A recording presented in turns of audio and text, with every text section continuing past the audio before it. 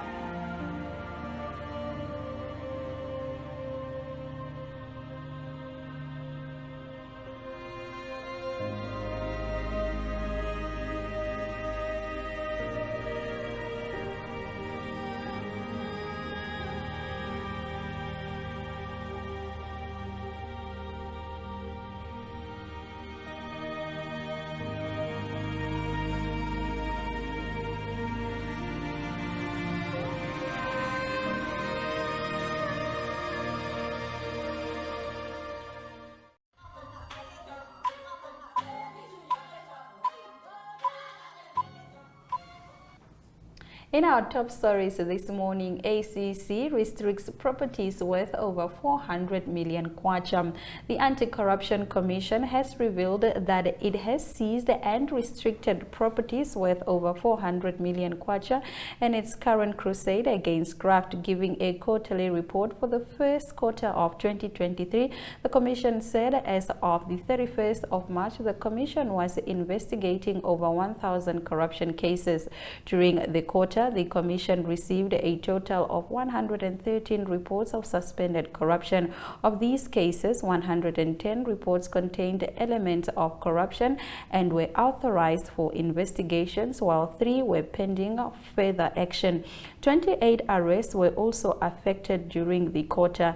As at close of the quarter, the Commission had 1,341 cases under investigation. Now, South African authorities wasted no time after getting Thabo Bester and Dr. Nandipha Magudumana returned to South Africa when they put him back in prison and drove her to court for her first appearance. Now, Magudumana will appear in court in Bloemfontein on Thursday on multiple charges, including the violation of bodies. At the same time, her partner, Bester, is being monitored around the clock in the maximum security section of Kgosi Mampuru 2 prison in Pretoria. National Police Commissioner Fanny Masemola said Magudumana would face charges of aiding and abetting escape, murder due to a number of bodies found, violation of bodies, and fraud. Magudumana and Bester arrived from Tanzania on Thursday morning after a speedy deportation process following their arrest in Arusha on Friday. Police Minister Bheki Cele said Magudumana was very cooperative, but not Bester. In our next story, Sudanese army says a paramilitary mobilization risk leading to a confrontation. Now, the Sudanese army on Thursday warned the risk of confrontation after the mobilization in the capital Khartoum and other cities of a paramilitary force headed by General Mohammed Dagalo. The rapid support forces have represented a clear violation of law, the army said in a rare comment on an ongoing dispute that that has hampered a planned transition to democracy. These movements and deployments happened without the agreement of leadership of the armed forces or even coordination with it, the army spokesperson said. Their continuation will lead to more tension and division that could lead to insecurity in the country. The army has been trying to establish its authority over all the country's military forces, while RSF wants to maintain its independence. Now, Woodbury, who pleaded guilty at a U.S. court, is well-known to be an ally of another Nigerian international fraudster, Ramon Abbas, whose alias is Hush Puppy, and he was jailed for 11 years by another U.S. court last year. Olalekan Ponle, better known as Woodbury, has pleaded guilty to a fraud charge at a United States District Court, Premium Times can report. The District Court for Northern Illinois has set 11 July for sentencing. Woodbury is well known to be an ally of Hush Puppy, and Hush Puppy was jailed in Dubai. The two men were arrested for extensive international online scams in Dubai in the United Arab Emirates, but they were actually flown to the United States to face separate trials. Hush Puppy, who initially pled not guilty, changed his plea guilty in April 2021, just before a full-blown trial was to begin. Now, EU condemns Chad's regrettable expulsion of a German ambassador. The decision by the Chadian government to expel the German ambassador is regrettable and constitutes a particularly hostile gesture, a spokesperson for the head of the European diplomacy, Josep Borrell, said on Wednesday. The Chadian government has announced Friday evening the expulsion of the German ambassador for discourteous attitude and disrespect of diplomatic customs. It had not given details on the facts. In reaction to his expulsion deemed unjustified, the German government announced on Tuesday the expulsion of the Chadian ambassador to Berlin, Miriam Musa. The decision of the Transitional Authority of Chad to expel the German ambassador is regrettable. It is particularly a hostile gesture in view of long-standing partnership and commitment of the EU and its member states to Chad, including in the context of ongoing transition, EU Diplomatic Services spokesperson said in a statement. Now, a U.S. appeals court has temporarily blocked a decision by a Texas judge to halt the government's approval of a widely used abortion drug. Now, mifepristone, one of the two drugs used for medication abortions, was approved by the Food and Drug Administration and has been allowed for over 20 years. Abortion pills are now the most common method of ending a pregnancy, used in more than half of all U.S. abortions. This ruling means access to it will be maintained, but with some restrictions. They include a requirement to visit one's doctor to get the drug and limiting its use to the first 7 weeks of pregnancy from the current 10. Critics of the ruling by Texas Judge Matthew Kaczmarek said it will open the door for challenges to other approved medicines in the U.S. and could also stifle the development of future drugs. That brings us to the end of our top stories on Africa. Good morning. After the break, we continue with Mike Sichula.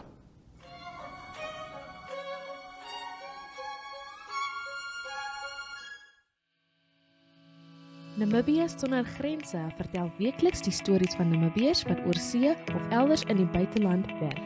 Die program nooi jou om saam te reis na nuwe bestemmings en meer oor ons mense, hul lewens, talente, sienswyses en Namibië se trotste wêreldwye voetspoor te leer. Volg Namibië sonder grense op Netwerk TV, NTV, oneup2.com en Republikeinse Facebookblad. Namibië sonder grense handel oor uitreik, gesels, reis en wenke en soms toer ons na besienswaardighede in die land waar ons kuier. Kontak grense@synergy.com.na en vertel ons van Namibiërs wat jy oor see ken of om jou reisprodukte te adverteer. Namibië sonder grense, ons land oral in die wêreld.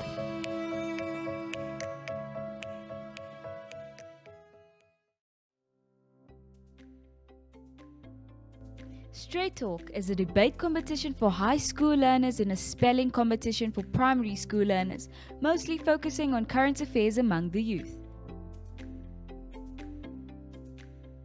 Contact Zone at synergy.com.na to share your products and services. Straight Talk. Don't raise your voice, improve your argument.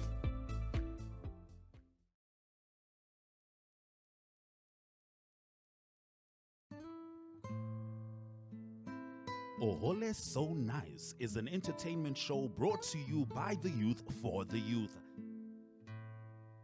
This is a dating show that allows individuals to participate and be their own true selves.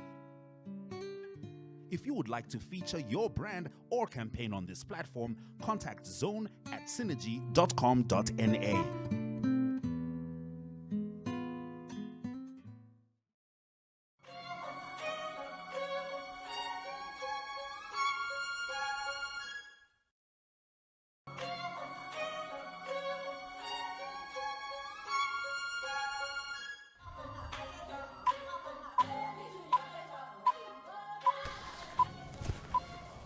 We'll now be talking to Mike Sichula as he brings us the latest news from Zambia, starting with the story that he started updating us about on Monday, I believe. Now, in a bid to contain the smuggling of mealie meals, authorities have imposed a ban on the export of maize and mealie meal, the country's staple food. As you know, Mike, I am a lover of sadza, Aina is a lover of pap, so we take this very personally, but do get into the news. Good to have you here.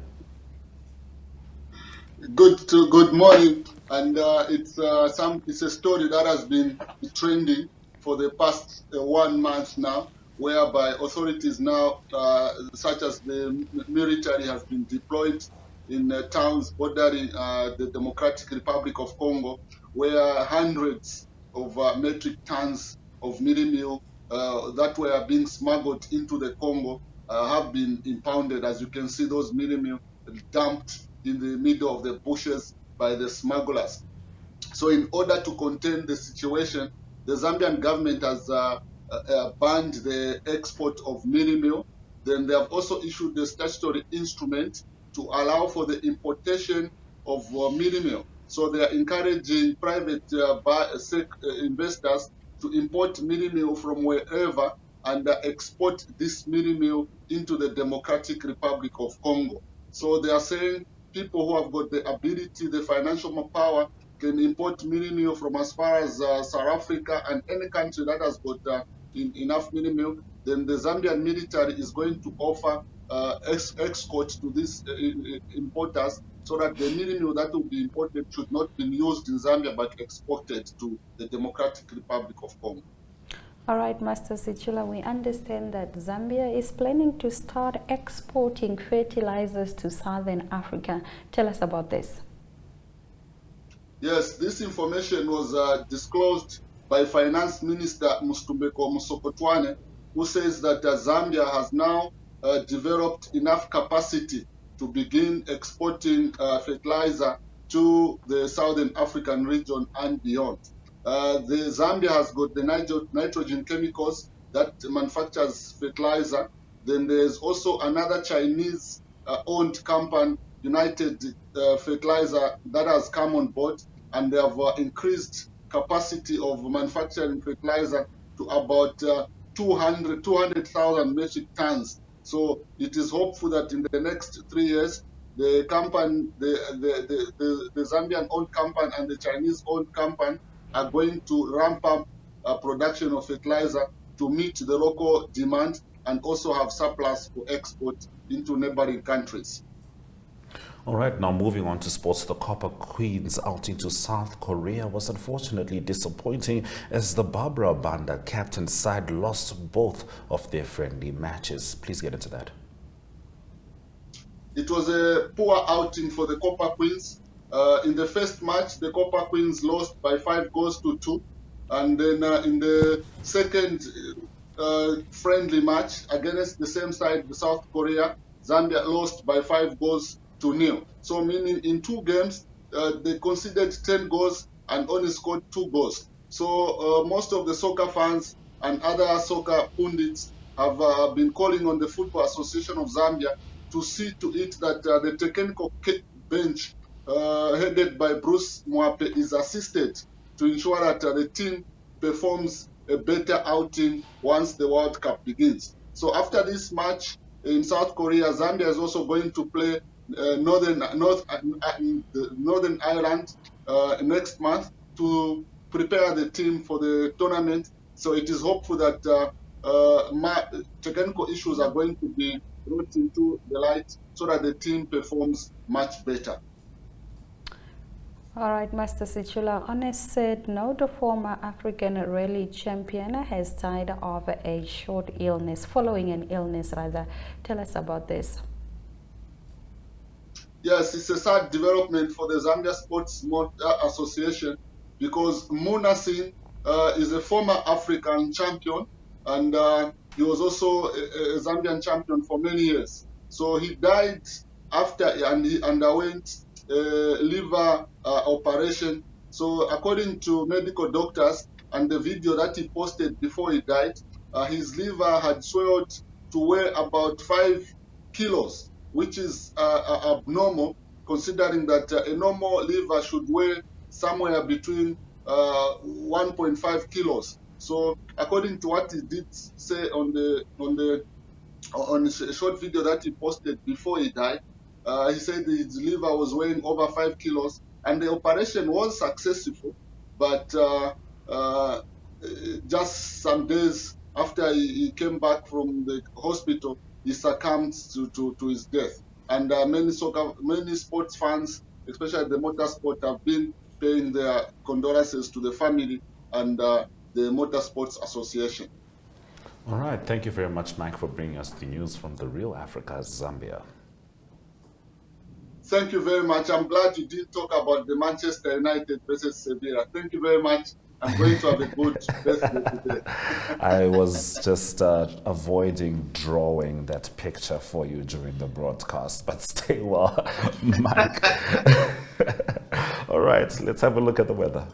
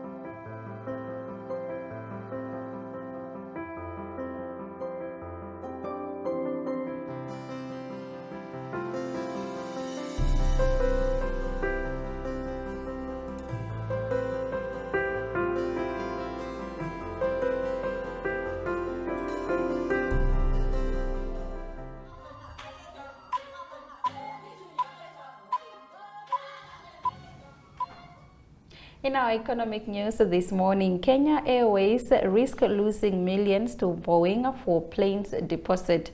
Now, Kenya Airways is fighting to save a 310 million Kenyan shilling deposit it made with U.S. plane maker Boeing Corporation for aircraft purchase after the expiry of the preservation period rendered the deposit non-refundable.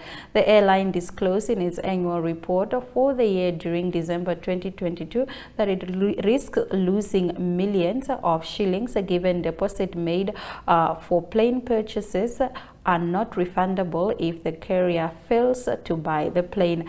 The loss-making carrier has made 310 million Kenyan shillings provision, an amount set aside from a company's profit to cover an unexpected liability for failing to purchase the undisclosed planes. All right, moving on to Tanzania. The Minister of State in the President's Office, Angela Kairuki, announced on 12 April when she was speaking to journalists in the capital Dodoma that out of the 21,200 jobs, the minister clarified that 13,130 will be for primary and secondary school teachers, while 8,070 for health workers at the level of dispensaries, health centers and hospitals. She noted that job applicants should be those who graduated from 2015 to 2022 with the right qualifications and are not more than 45 years of age. However, the minister said those working as volunteers are invited to apply for the positions. Let's have a look at the economic indicators just before we get into the sport.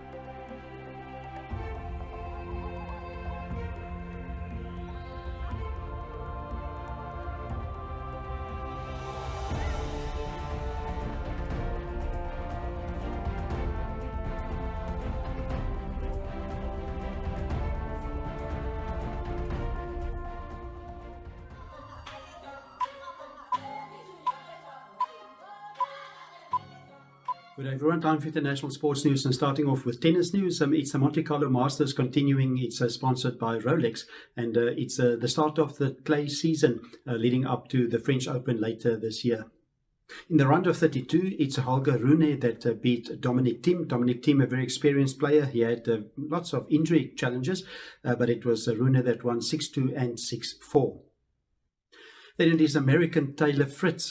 He's got a good result for Taylor Fritz. He beat Sam Wawrinka by 7-6 and 6-2 to go through to the round of 16. And then Daniel Medvedev, number 3 seed, also safely through, beating Lorenzo Sonego of Italy. The score there 6-3 and 6-2. Tough game coming up for Daniel Medvedev. He's playing against the number 13 seed Alexander Zverev of Germany. And that will be in the round of 16 for a place in the quarter-finals. Continuing international sports news with UEFA soccer action that was played in midweek. One of the quarterfinals, the first leg of the quarterfinals that was played. It is Real Madrid, the defending champions. They played at home. They played against Chelsea and they beat Chelsea by 2-0. It was a tough game actually for the defending champions at home. They were leading 1-0 in the second half when there was a red card for Chelsea's Ben Chilwell. And so it was still Chelsea that defended bravely, but in the 70th minute it was Asensio, 74th minute, he scored to make it 2-0. That is for Real Madrid, and now the return leg will be at Chelsea. The other game played in the quarterfinals was AC Milan. They played at home and they played against Napoli, and a close win for them. They won 1-0. The return leg, the second leg of these fixtures, will be played on the 18th of April. Continuing international sports news with golf news, and it is news from the Asian Tour that partnered with the DP World Tour, that is the former European Tour. And the partnership has got to do with a tournament for the first time being played outside of Asia. It's going to be played in Scotland, so it will be at St Andrews Big Championship, they call it, and it's played at Fairmont St Andrews, not the well-known Fairmont St Andrews where the Open is played often. It is Fairmont St Andrews, and it's played at the Torrens Course.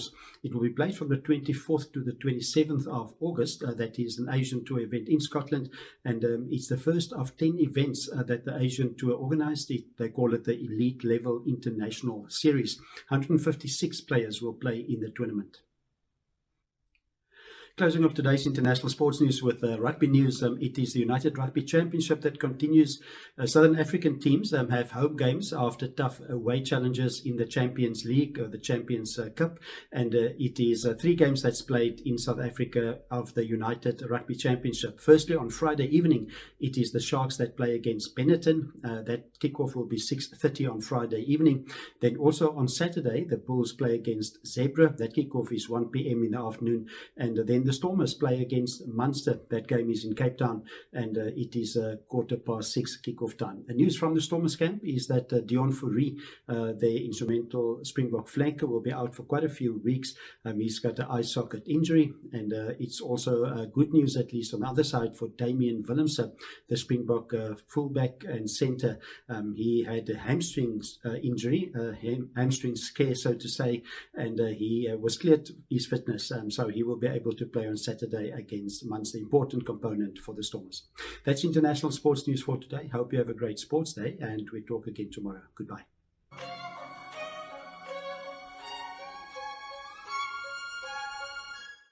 All right, that's been the show. Let's have a brief look at the highlights. ACC restricts properties worth over 400 million kwacha. Thabo Bester to be monitored 24/7 in jail. Dr. Nandipha Magudumana in court for murder and violation of corpses. Thank you very much for watching our show this morning. We'll be back next week, same time, same place. From all of us here in studio, it's all our love, all our light, and happy weekend. Sera Jaganaka.